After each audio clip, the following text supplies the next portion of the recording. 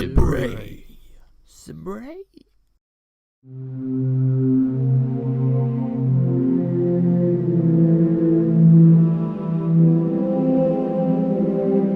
Akhenaten was born a long time ago. He came to the throne as a pharaoh. Ruled with his dad to help him, or maybe he didn't. Facts on that are not really very clear, because it was a really long time ago, and no one really knows. Like it was 3,000 some years ago. So when he took the throne, he changed his name. Went from Amenhotep to Akhenaten, and yet another one too. Why do you have so many names? Known for renouncing religion at the time, he changed his faith to one of his own design. That doesn't work. He was a good king. Yeah. Oh, yeah. No, he wasn't. No. But he liked Egypt. He was a good king. No, he wasn't.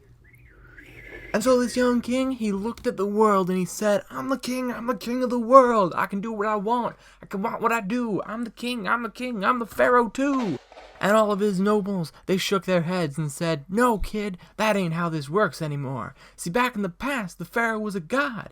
But now, he's like a god, but like with a bunch of servants, and they do all of his stuff for him and make all of his decisions. And he was like, no, man, I don't want that. I want to be the king god guy. I want to do what I want and want what I do. And they were all like, no, man, we want to do what we want and want what we do. And he was like, dang it. So he moved the capital to a new place, built a whole new capital, in this whole new place, completely, like, from scratch in, like, 2 years or something. I don't know. I mean, like, he was already in trouble with the nobles for even being born, because his mom was a commoner, because his dad decided to defy the blue blood aristocracy nonsense that was going on, and marry out of love. And so Akhenaten, he ruled and he ruled. He ruled from a new city he'd just built. And he ruled with a fist that was shaky at best.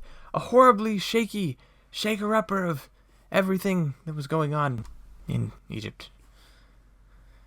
And that was just a taste of things to come. So after moving the capital, he made a new god. He said, this god is the only god. Yep.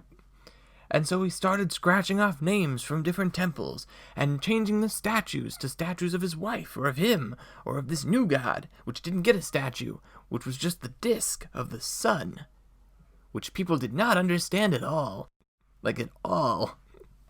And we know all of this because he changed some art. Yep, we changed some art and now we can tell it apart. The time when he was ruling and the time after and before. The art goes crazy for a little tiny bit in the middle there, and we figured out it was probably him.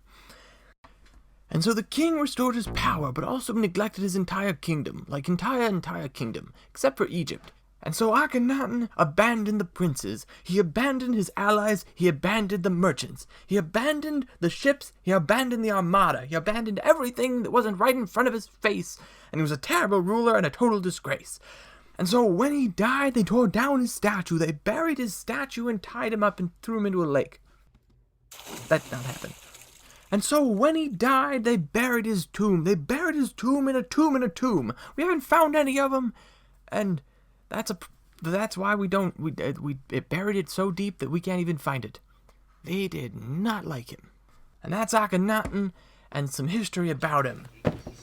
Gotten from this book, this history of Akhenaten, which is like 3 pages. None of this was read from the internet, so I have no idea how accurate it is. I'll see you some other time. Have a good day. Bye.